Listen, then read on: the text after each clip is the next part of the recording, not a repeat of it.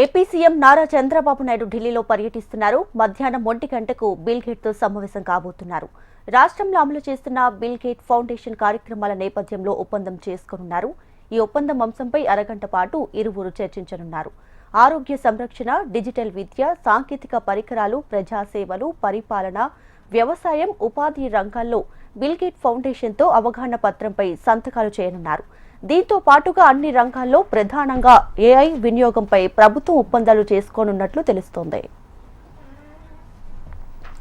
రైట్గా చంద్రబాబు నాయుడు ఢిల్లీలో పర్యటిస్తున్నారు. ఇక దీనికి సంబంధించి పూర్తి డీటెయిల్స్ మా ప్రతినిధి రామకృష్ణ అందిస్తారు. రామకృష్ణ, ఇక ఆంధ్రప్రదేశ్ ముఖ్యమంత్రి చంద్రబాబు నాయుడు ఢిల్లీ పర్యటన కొనసాగుతుంది. మరి ఈ రోజు ఆయన మధ్యాహ్నం 1 గంటకు ఒబరాయ్ హోటల్లో గేట్ ఫౌండేషన్ వ్యవస్థాపకుడు బిల్ గేట్స్ ను కలుస్తారు.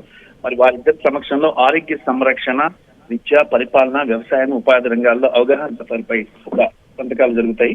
మరి అంతకుముందు ఆయన పార్లమెంట్ లో ప్రధాని మోడీని కూడా కలిసే అవకాశం అయితే ఉంది.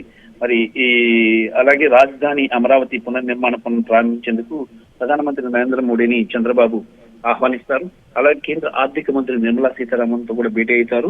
పోలవరం అలాగే బనకచెర్ల అనుసంధానం పథకం గురించి తాలూకా డిపిఆర్ అందిస్తారని తెలుస్తుంది.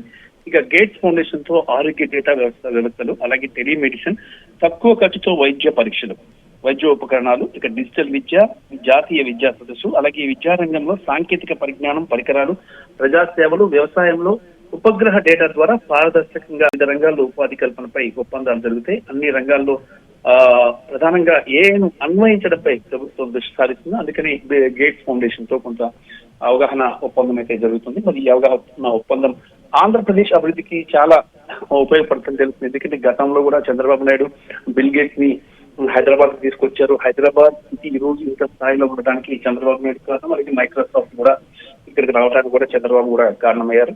మరి అదే రకంగా ఆంధ్రప్రదేశ్ లో ఆంధ్రప్రదేశ్ కి సంబంధించి ఆంధ్రప్రదేశ్ ని కూడా ఒక అంతర్జాతీయ స్థాయిలో నిలబెట్టేందుకు అవసరమైన అన్ని రకాల ఒప్పందాలు గేట్స్ ఫౌండేషన్ తో జరుగుతాయని సమాచారం అందుతుంది. దాంతో పాటుగా కేంద్రం నుంచి రాబట్టాల్సిన నిధులు, అమరావతి నిర్మాణం, వాటికి నిధులు, వీటన్నిటిపై కూడా కేంద్రంతో చర్చలు జరుపుతారు. మరి ప్రధానమంత్రిని కూడా ఆయన కలుస్తారు. కలిసి అమరావతి పునర్నిర్మాణ పనుల శంకుస్థాపనకు రావాలని చెప్పేసి కూడా ఆహ్వాన పత్రం అందిస్తారు. మరి ఈ నేపథ్యంలో ప్రధాని కూడా ఆంధ్రప్రదేశ్ కు వచ్చేందుకు సంసిద్ధంగా ఉన్నట్లు తెలుస్తుంది. ఈ కార్యక్రమాల తర్వాత ఆయన తిరిగి తిరుపతి వెళ్తారని సమాచారం. Right Ramakrishna, thanks for the updates.